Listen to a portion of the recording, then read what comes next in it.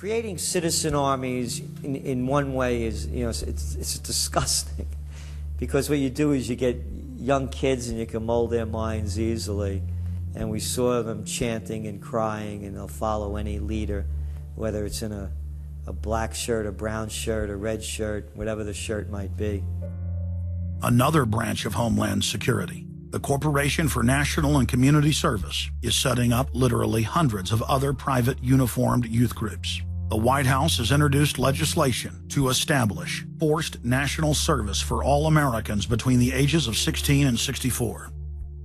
In 2008, the North American Military Governorship, known as NORTHCOM, announced that they had deployed 4,000 regular Army troops inside the United States to deal with civil unrest because they knew that their offshore masters were about to rob the United States blind. In 2009, the Pentagon requested funding from Congress to deploy 379,000 military personnel in thousands of communities across the United States.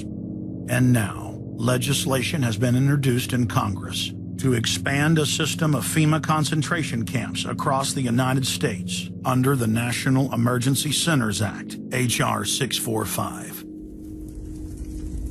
The Republic is hanging by a thread. The last vestiges of our free system of government are being swept away. You got time to watch baseball, you got time to watch football, you got time to entertain yourself, but I think a knowledgeable public we're losing, and we've got to get people back on track to paying attention, because if you don't pay attention to your government and what they're doing, you're going to pay some dire consequences for it. Unless we become active and become influential in the power centers of society, there's nothing we can do about it. Just knowing about it is not enough.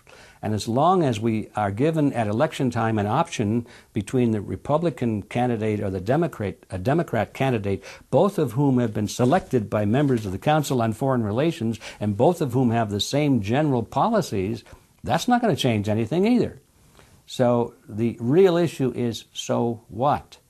And the answer is we've got to recapture control of the power centers of society. The people have a decision to make. Our nation has been seized in the jaws of a global corporate takeover. The Republic is passing into history. We're losing our freedoms. And it's up to every man, woman, and child in the United States to decide whether we're going to be fooled by the slick propaganda of the social engineers or whether we're going to restore the Republic. The values expressed by our founding fathers in the Declaration of Independence and other documents are very important to these times, and it's now our chance to manifest those documents. Now is the time for all good men to come to the aid of their country, because the country is being stolen from us in broad daylight. Not only stolen metaphorically, but financially as well. The numbers don't lie. The American people, having been educated as to the truth, then have to rise up and demand and get a government that starts serving them. We need a change, and it isn't going to come from Democrats and Republicans. It has to come from the American people. Dissension is the greatest form of patriotism, and I believe that. Because if you don't hold your elected officials' feet to the fire and pay attention, you are going to get bad government. So it's imperative for all of us. It's our job as citizens of this great country to pay attention. This is our last chance to not relive history. Hundreds of nations have fallen to tyranny in the last century alone. America is a prize coveted by the despotic megacorporations that now dominate our planet. If their world government is truly to rise, freedom and the republic for which it stands must fall. Now is the time for all good men and women to come to the aid of their country. One of the greatest events in history is taking place before our very eyes. For many generations into the future, our progeny will look back on this time as either a place where humanity rose to the challenge and made a stand against the forces of darkness, or as a time when the planet fell into the grip of a merciless high-tech tyranny.